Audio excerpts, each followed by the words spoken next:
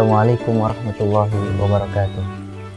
Alhamdulillahirabbil alamin wa bihi nasta'in ala umuri dunya waddin. Wassalatu wassalamu ala asyrafil anbiya'i wal mursalin wa ala alihi wa ashabihi wa man tabi'ahu ila yaumiddin. Amma ba'du, para pemirsa yang budiman, ilmu fikih adalah ilmu yang merupakan pemahaman terhadap Al-Quran dan juga terhadap As-Sunnah. Tetapi meskipun ini pemahaman, ini adalah pemahaman manusia yang luar biasa. Dia memang hasil pemahaman akal, tapi bukan sembarang akal. Dia adalah hasil kerja akal-akal besar dan bukan akal-akal kecil. Akal-akal besar ini adalah akalnya Imam Syafi'i, akalnya Imam Abu Hanifah, akalnya Imam Ahmad ibn Hanbal, akalnya Imam Malik bin Anas al-Asbahi, dan seterusnya. Akal-akal mereka lah yang membantu kita untuk mengetahui apa yang seharusnya dipahami dari Al-Quran dan juga As-Sunnah. Mereka lah orang-orang yang punya otoritas. Tentu saja ilmu fikih mengandung kemungkinan salah dan juga mengandung kemungkinan benar, karena dia adalah hasil ijtihad, karena dia adalah hasil pemahaman manusia. Tetapi kemungkinan benar dan juga kemungkinan salah yang ada di dalam fikih itu bukan persoalan utama dalam kajian kita. Fikih memang mengandung kemungkinan benar dan salah, karena memang Rasulullah SAW sudah mengabarkan itu, bahwa setiap mujtahid yang berijtihad, yang berusaha melakukan pemaknaan terhadap teks-teks Al-Quran maupun As-Sunnah, ada dua kemungkinan di dalamnya. Bisa saja ijtihadnya benar, maka kemudian dia mendapatkan 2 pahala, namun bisa saja ijtihadnya salah, dan akhirnya dia hanya mendapatkan 1 pahala.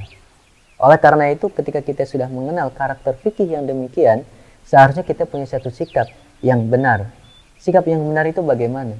Yaitu memandang fikih sebagaimana fikih harusnya dipandang.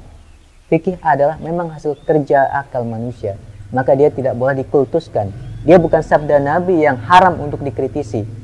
Namun, karena dia adalah hasil kerja akal-akal besar sebesar Imam Hanafi atau Imam Abu Hanifah, Imam Malik, Imam Syafi'i, dan juga Imam Ahmad bin Hanbal, maka pada saat melakukan proses kajian, ketika kita mendapatkan kesalahan, bukan kita sebenarnya, beberapa ulama mendapatkan kesalahan, cara mengkritisinya dengan cara-cara yang penuh etika dan penuh adab.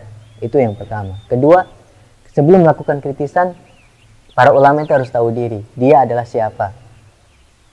Apalagi kita adalah siapa? Mengkritisi para ulama yang sangat jauh perbedaannya antara kita dan mereka. Mereka adalah orang-orang yang ya'lamun, sangat tahu dan punya keilmuan luar biasa. Dan kita adalah orang-orang yang la ya'lamun, kecuali setelah dibimbing oleh mereka. Allah sudah menegaskan perbedaan ini. La yastawil ladina ya'lamuna wal ladina la ya'lamun. Berbeda kok, tidak sama antara orang-orang yang tahu dan orang-orang yang tidak tahu. Maka ketika kita tahu bahwa ini sudah berbeda antara kita dengan mereka, antara kita dengan orang-orang yang luar biasa, yang punya akal-akal besar, yang punya otoritatif, yang punya otoritas untuk menafsiri ayat Al-Quran dan juga Sunnah, memahami kedua sumber utama syariat Islam ini, maka seyogyanya kita mawas diri bahwa kita tidak boleh untuk mengkritisi fikih atau bahkan menyalah-nyalahkan fikih.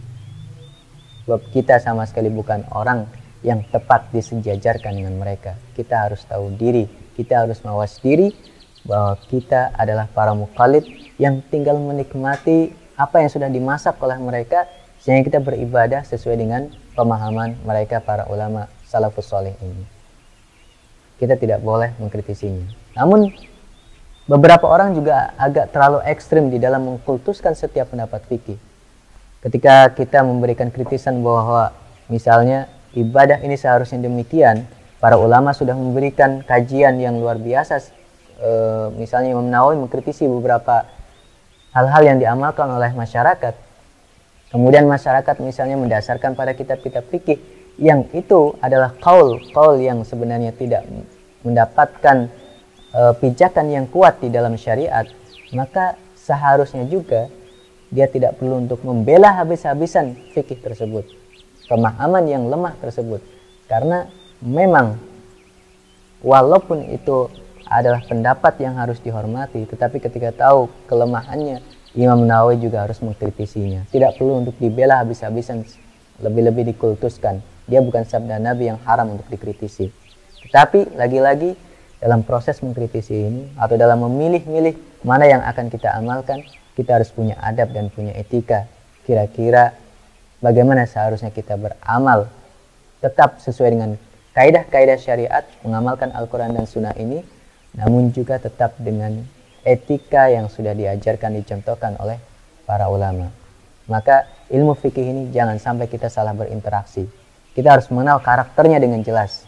Kalau kita sudah mengenal karakternya, maka kita tidak mungkin sebagai orang biasa, orang yang akalnya adalah akal yang kecil, tidak mampu memahami Al-Quran dan Sunnah secara luas, secara mendalam dengan kajian yang sangat amat susah itu, kita akan menerima pemahaman para ulama kita, ya, bahwa ibadah yang seharusnya kita amalkan adalah sesuai dengan pemahaman mereka.